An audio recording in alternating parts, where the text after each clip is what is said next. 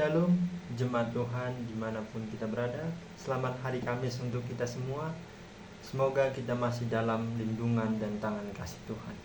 Pemberitaan firman Tuhan kita pada hari ini terambil dari Nehemia 2 ayat yang ke-11 sampai dengan 20. Nehemia 2 ayat yang 11 sampai dengan 20 dengan judul perikop tekad untuk membangun kembali tembok Yerusalem. Begini firman Tuhan. Maka tibalah aku di Yerusalem. Sesudah 3 hari aku di sana. Bangunlah aku pada malam hari bersama-sama beberapa orang saja yang menyertai aku. Aku tidak memberitahukan kepada siapapun rencana yang akan kulakukan untuk Yerusalem yang diberikan Allahku dalam hatiku. Juga tak ada lain binatang kepadaku kecuali yang kau kutunggangi. Demikian pada malam hari aku keluar melalui pintu gerbang lebak ke jurusan mata air ular naga dan pintu gerbang sampah. Aku menyelidiki dengan seksama tembok-tembok Yerusalem yang telah terbongkar dan pintu-pintu gerbangnya yang habis dimakan api. Lalu aku meneruskan perjalananku ke pintu gerbang mata air dan ke kolam raja, karena binatang yang kutunggangi tidak dapat lalu di tempat itu. Aku naik ke atas melalui wadi pada malam hari dan menyelidiki dengan sesama tembok itu. Kemudian aku kembali, lalu masuk melalui pintu gerbang lebak. Demikianlah aku pulang. Para penguasa tidak tahu kemana aku telah pergi, dan apa yang telah kulakukan. Karena sampai kini aku belum memberitahukan apa-apa kepada orang Yahudi, baik kepada para imam maupun kepada para pemuka, kepada para penguasa dan para petugas lainnya. Berkatalah aku kepada mereka, kamu lihat kemalangan yang kita alami, yakni Yerusalem telah menjadi reruntuhan dan pintu-pintu gerbangnya telah terbakar. Mari kita bangun kembali tembok Yerusalem supaya kita tidak lagi dicela. Ketika aku beritahukan kepada mereka betapa murahnya tangan Allahku yang melindungi aku dan juga apa yang dikatakan raja kepadaku, berkatalah mereka, kami siap untuk membangun. Dan dengan sekuat tenaga mereka mulai melakukan pekerjaan yang baik itu. Ketika Sanbalat, orang Horon, dan Tobia, orang Amon, pelayan itu, dan Geshem, orang Arab, mendengarkan itu, mereka mengolok-ngolokkan dan menghina mereka. Kami, kata mereka, apa yang kamu lakukan itu? Apa yang kamu mau berontak terhadap raja? Aku menjawab mereka, kataku, Allah semesta langit, Dialah yang membuat kami berhasil. Kami hamba-hambanya telah siap untuk membangun, tetapi kamu tak punya bagian atau hak dan tidak akan diingat di Yerusalem. Sejauh ini pemberitaan firman Tuhan. Berbahagialah orang yang mau mendengarkan dan mempraktekkan firman ini dalam kehidupannya sehari-hari. Haleluya. Sekali lagi shalom untuk kita semua. Semoga di hari Kamis ini kita masih tetap berada di dalam lindungan Tuhan dan begitu hari-hari selanjutnya. Firman Tuhan kita pada hari ini mengangkat sebuah tema, itu adalah keyakinan dan kesiapan. Keyakinan dan kesiapan. Bapak Ibu Saudara yang terkasih, saya mempunyai sebuah ilustrasi begini. Ilustrasinya seperti ini. Ada sebuah yang bisa kita katakan sebuah mandor begitu. Nah, mandor ini menghadap kepada seorang kepala bangunan begitu. Jadi mandor ini kita sebut namanya adalah sebagai Johannes begitu. Nah, Johannes menghadap kepada kepala bangunan. Nah, kepala bangunan bilang begini, kita mempunyai sebuah rencana atau mempunyai proyek besar begitu, ingin membangun yang namanya rumah atau perumahan megah begitu di suatu kalangan atau suatu tanah yang cukup bisa dibilang adalah daerah yang tanahnya itu adalah daerah yang sangat-sangat, ya bisa kita bilang adalah daerah yang sangat-sangat dipenuhi dengan oleh orang-orang yang sangat kaya begitu. Nah, pada suatu ketika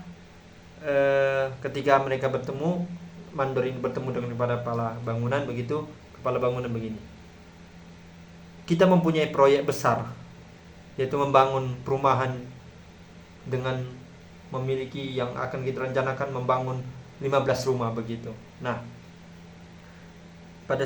Setelah mandor berkata, kepala bangunan itu berkata kepada mandor itu terkejut. Wah, proyek yang sangat besar ini Pak.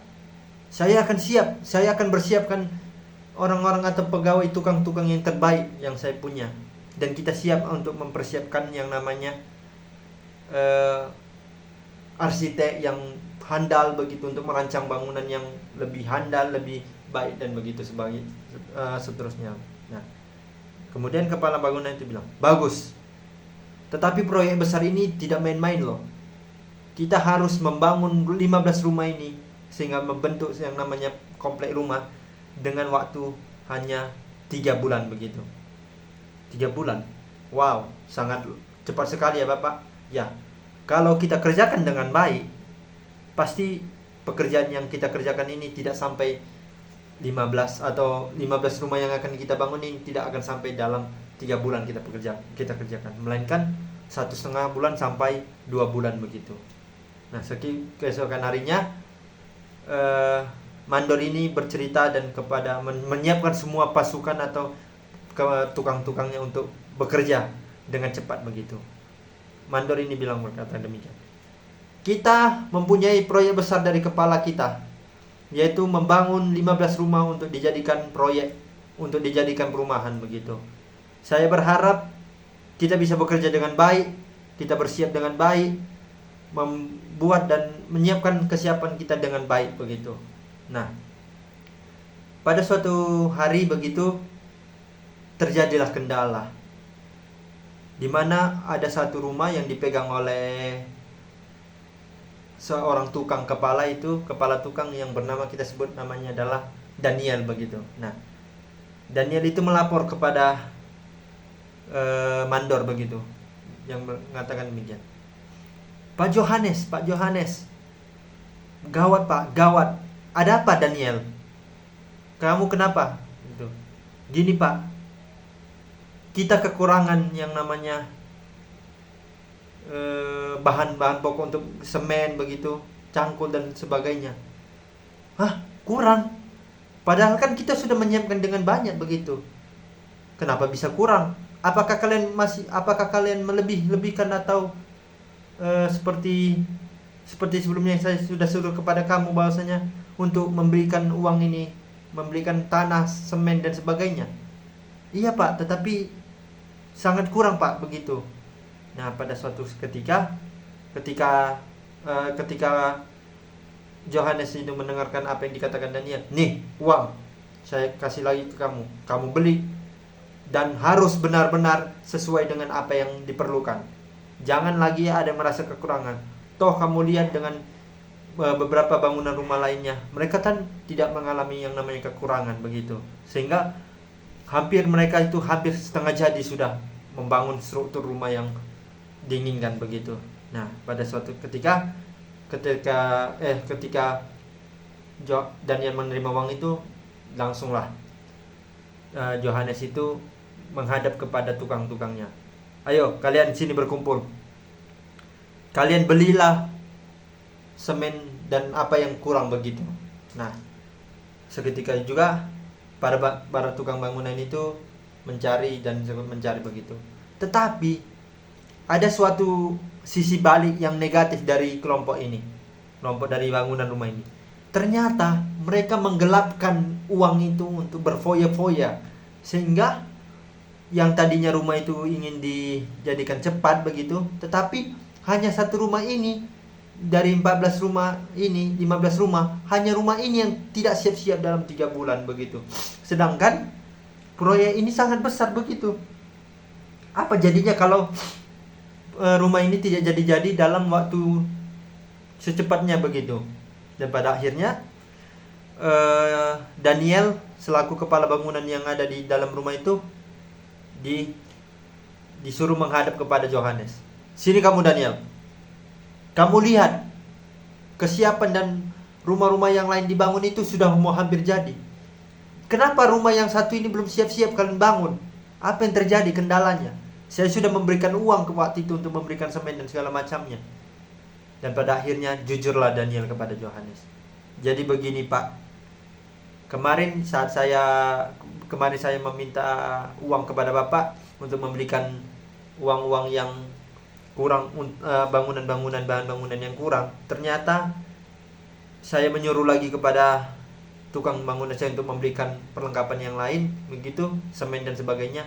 Ternyata mereka tidak memberikan uang itu, memberikan dengan semen dan segala macamnya, tetapi mereka berfoya-foya, Bapak. Apa yang kamu bilang itu? Panggil sekarang tukang bangunan kamu yang lain. Sekarang menghadap saya. Bagaimana kalian ini? Kalian lihat 14 rumah yang lain sudah hampir jadi. Kenapa rumah yang satu ini belum siap-siap? Apa yang mau saya katakan kepada bos saya, kepada bos kita? Apa direktur kita itu mau, apa yang saya katakan?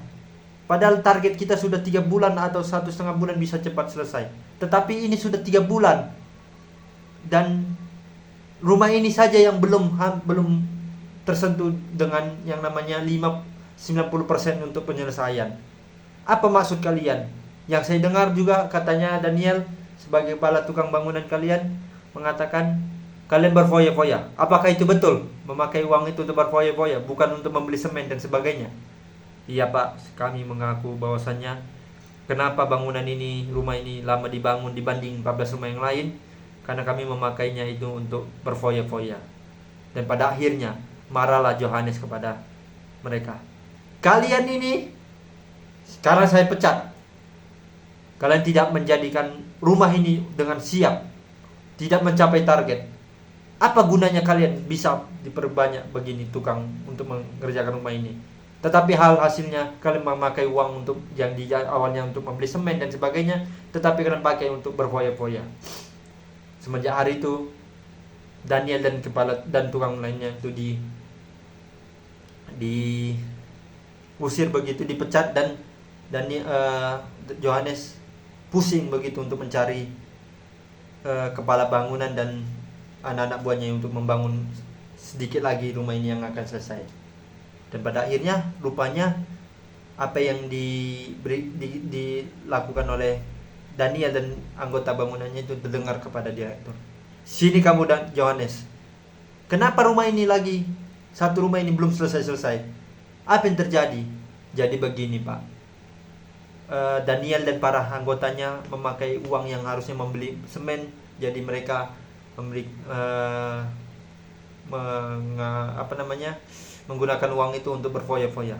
Apa? Saya nggak salah dengar? Menggunakan foya-foya kamu bilang? Mana mereka? Saya sudah usir mereka Pak, sudah pecat. Bagus. Nah, dari situ saya yakin sekarang juga kamu cari cepat tukang bangunan yang lain yang lebih berkompeten daripada yang sebelumnya. Dan pada akhirnya Yohanes mendapatkan orang-orang yang baru, dan pada akhirnya rumah itu pun siap dengan, meskipun satu rumah ini dengan melewati target begitu. Nah, Bapak Ibu Saudara yang terkasih di dalam nama Tuhan Yesus Kristus, meskipun ilustrasi yang saya ceritakan ini begitu panjang, tetapi ada kaitannya dengan firman Tuhan kita pada hari ini. Bedanya di mana? Nah, kita bisa belajar dari Nehemia, Bapak Ibu Saudara yang terkasih. Nehemia ini adalah seorang orang yang benar-benar tulus dan mau mendengarkan firman Tuhan. Nah, ketika dia datang kepada Yerusalem, dia melihat tembok Yerusalem kok begini, hancur begini ya. Apakah gara-gara yang kemarin peristiwa tentang mereka diserang begitu oleh bangsa lain? Nah, pada akhirnya ada inisiatif dari Nehemia untuk membangun kembali tembok Yerusalem ini supaya kokoh begitu. Jika ada nanti musuh datang, tembok ini bisa kembali utuh dan bisa bertahan begitu. Nah, Nehemia datang kepada Tuhan. Dan lebih dulu Tuhan datang kepada Nehemia berkata demikian. Bangunlah tembok Yerusalem ini. Aku tahu akan inisiatifmu untuk berbuat baik kepada orang-orang Yerusalem, untuk membangun tembok Yerusalem yang lebih gigih, lebih kokoh dan lebih gagah lagi. Dan pada akhirnya Nehemia kan melihat dulu pada malam hari apa saja bangunan-bangunan yang hancur oleh api, dimusnahkan oleh para musuh, dan bangunan-bangunan apa yang yang masih kekurangan bahan dan segala macamnya. Dan pada akhirnya di ayat 19 kan ada beberapa orang yang tidak suka akan kehadiran Nehemia ini. Mereka bilang, untuk apa kamu lakukan ini? Toh kan kamu bukan orang Yerusalem. Untuk apa kamu membangun tembok Yerusalem ini? Gak ada gunanya sama sekali. Toh kan kamu lihat Yerusalem sudah sekarang hancur lebur, kota yang hangus begitu, dilalap api. Apa dayanya kamu kalau kamu bisa membangun tembok Yerusalem ini? Dan pada akhirnya kan dikatakan dia 20 kan, Nehemia menjawab, Allah itu semesta langit, Dialah yang membuat kami berhasil. Kami hamba-hambanya telah siap untuk membangun, tetapi kamu tak punya yang namanya bagian atau hak dan tidak akan diingat oleh di Yerusalem. Begitu besarnya inisiatif baiknya Nehemia ini. Dia ingin membangun kembali Yerusalem, tembok Yerusalem yang runtuh. Ada inisiatif, ada inisiasinya yang baik, karena rancangan Tuhan kepada Nehemia, menugaskan Nehemia untuk supaya tembok Yerusalem ini kembali dibangun. Dan pada akhirnya kan, apa bentuk kesiapan Nehemia itu kan bisa kita lihat dia dari ayat yang ke 13 sampai dengan ayat yang ke 17 begitu. Makanya kan dia melihat dulu, wah ini tembok-temboknya ini harusnya dibangun seperti ini, memakai besi ini dan segala macamnya. Nah, dari firman Tuhan ini kita bisa belajar, Bapak Ibu Saudara yang terkasih. Kita itu harus bersiap, kita itu harus mempunyai yang namanya kesiapan. Kesiapan yang dinamakan, yang pertama adalah keyakinan. Kita kalau tidak yakin akan membangun sebuah rumah, gedung gitu, ya yang ada hasilnya nanti gak siap. Jadi kalau keyakinan kita bulat, keyakinan kita kokoh dalam membangun rumah, pasti kesiapan yang kita persiapkan itu pasti akan berhasil begitu. Bukan seperti ilustrasi yang saya ceritakan tadi di awal, berarti keyakinan meskipun keyakinan udah bulat, tetapi kesiapannya itu kurang. Dan pada akhirnya kesiapan itu dibalas dengan hal negatif. Dengan mereka yang tukang bangunan tadi itu adalah berfoya-foya digunakan uang itu, bukan untuk bersiap dengan keyakinan bahwasanya rumah ini bisa cepat target dibangun begitu. Nah, kita bisa belajar Bapak Ibu Saudara yang terkasih dari Nehemia ini.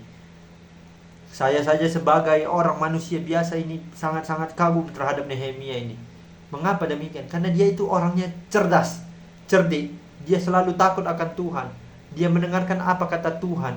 Dan pada akhirnya dia akan datang kepada Yerusalem, berinisiatif untuk membangun tembok Yerusalem yang dilalap api dan runtuh itu untuk bisa dibangun kembali menjadi tembok yang benar-benar kokoh dan menjadikan kota Yerusalem kota yang sangat aman daripada ancaman musuh-musuh yang ada begitu.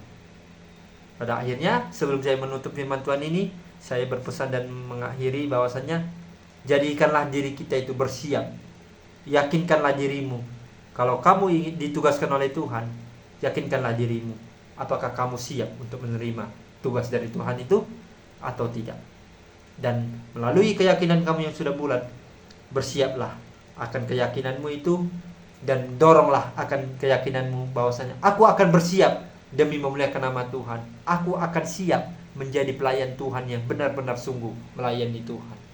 Saya tidak mau bekerja dulu, tetapi berdoa dulu. Berdoa kepada Tuhan, yakinkan diri saya dan saya mau kemudian bersiap untuk memuliakan dan menjadikan saya untuk menjadi pelayan Tuhan yang benar-benar sungguh mau melayani di dalam nama Tuhan. Kiranya pemberitaan firman Tuhan ini bisa berguna kepada kita semua.